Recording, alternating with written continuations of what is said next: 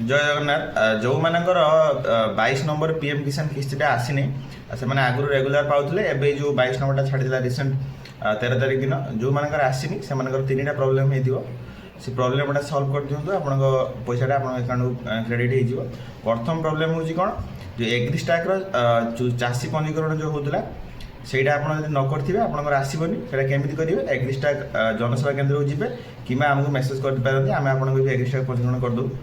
ଏଗ୍ରିଷ୍ଟାକ୍ ପଞ୍ଜୀକରଣ କେବଳ ନିଜ ନାଁରେ ଜମି ଥିଲେ ହେବ, ନହେଲେ ହେବ ନାହିଁ। ଯଦି ନିଜ ନାଁରେ ଜମି ଅଛି ଆଧାର କାର୍ଡ଼ ଆଉ ପଟ୍ଟା ଆପଣ ଭାଇ ହ୍ୱାଟ୍ସଆପ୍ ନମ୍ବରଟା ଶୋ ହେଉଛି ସେ ନମ୍ବରକୁ ସେଣ୍ଡ କରିଦିଅନ୍ତୁ, ଆମେ ଆପଣଙ୍କୁ ଏଗ୍ରିଷ୍ଟାକ୍ ପଞ୍ଜୀକରଣ କରିଦେବୁ। ଦ୍ୱିତୀୟ ହେଉଛି କୃଷକ ଓଡ଼ିଶା ପଞ୍ଜୀକରଣ।